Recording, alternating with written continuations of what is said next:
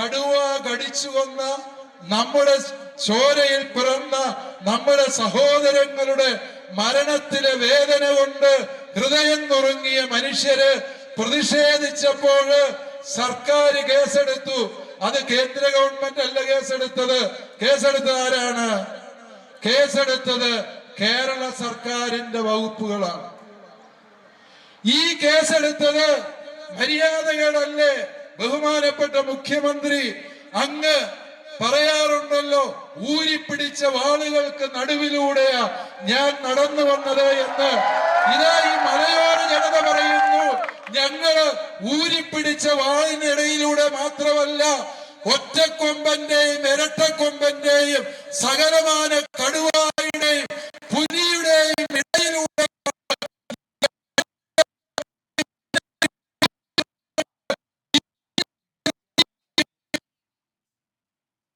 Mar Joseph Pamplany സംസാരിക്കുകയായിരുന്നു. വയനാട്ടിൽ വന്യജീവി നിയമങ്ങൾ മാറ്റി എഴുതാത്തത് തെമ്മാടിത്തമാണ്. കർഷകർക്ക് അനുകൂലമായ നിയമങ്ങൾ മാറ്റി എഴുതണം, വന്യജീവി സംരക്ഷണ നിയമം പൊളിച്ചെഴുതണം തുടങ്ങി മനുഷ്യ സംരക്ഷണ നിയമം കൊണ്ടുവരണം എന്നീ ആവശ്യങ്ങൾ ഉന്നയിക്കുകയായിരുന്നു അദ്ദേഹം. വലിയ പ്രതിഷേധമാണ് വന്യജീവി ആക്രമണവുമായി ബന്ധപ്പെട്ട് വയനാട്ടിൽ ഉണ്ടാകുന്നത്. സ്നേഹത്തോടെ ഓർമ്മിപ്പിക്കുക, നിങ്ങൾ ഞങ്ങളെ പോലെ മനുഷ്യരാണ് എന്നും നിങ്ങൾക്കൊരു പോറൽ പോലും ഏൽപ്പിക്കാൻ ഞങ്ങൾ ആഗ്രഹിക്കുന്നില്ല.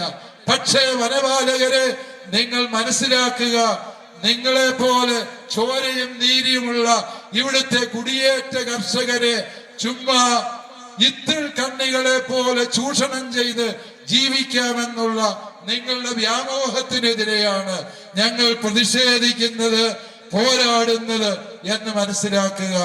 വന്യജീവികൾ ഈ നാട്ടിലിറങ്ങി മനുഷ്യനെ കടിച്ചു കൊല്ലുമ്പോൾ കേസെടുക്കേണ്ടത് ആർക്കെതിരെയാണ്?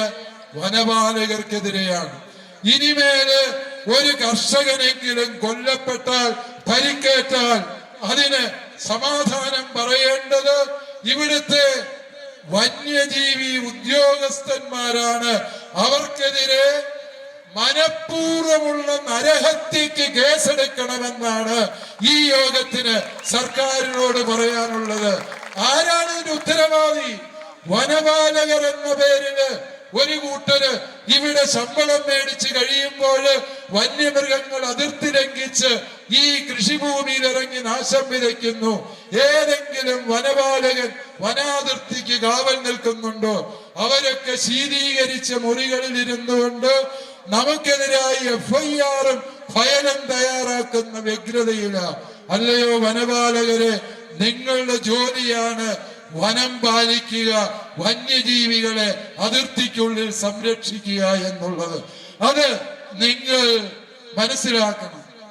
ഇവിടെ ആനയ്ക്ക് റേഡിയോ കോളർ പിടിപ്പിച്ചു. ഒരാനയ്ക്ക് കോളർ പിടിപ്പിക്കുന്ന വകയില് 5-10 ലക്ഷം രൂപ അടിച്ചു മാറ്റുന്നവരാണ് ഈ വനപാലകരെന്നൂടെ നിങ്ങൾ ഓർക്കണം. ഈ കോളർ പിടിപ്പിച്ച് ആനയാണ് ഇവിടെ ഇറങ്ങി വന്നത്. ആ ആന ഇവിടെ ഇറങ്ങി വന്നിട്ട് 15 ദിവസം കഴിഞ്ഞു. ആ ആന കോളർ പിടിപ്പിച്ച ആന എങ്ങോട്ടാ നീങ്ങുന്നത് എന്ന് കൃത്യമായി കണ്ടെത്താൻ വനപാലകർക്ക് സാധ്യതയുണ്ട്. അതിനുള്ള സംവിധാനങ്ങളുണ്ട്. അതിനാണ് കോളർ പിടിപ്പിച്ച്. അല്ലാതെ ആനയ്ക്ക് പോയി താലി കെട്ടിയതല്ലല്ലോ ഈ റേഡിയോ കോളർ എന്ന് പറയുന്നത്. ആനയ്ക്ക് റേഡിയോ കോളർ പിടിപ്പിക്കുന്നതിന്റെ ഉദ്ദേശം എന്താ? ബോധമുള്ള സകല മനുഷ്യർക്കും അറിയാം, ആനയുടെ ചലനം നിരീക്ഷിക്കാന്.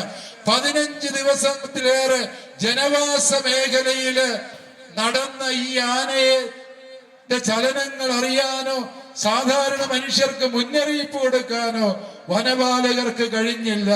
അതുകൊണ്ട് എനിക്ക് സർക്കാരിനോട് പറയാനുള്ളത്, ഇനിമേൽ കോളർ പിടിപ്പിക്കേണ്ടത് ആനയ്ക്കല്ല, ഈ വനപാലകർക്കാണ് കോളർ പിടിപ്പിക്കേണ്ടത്.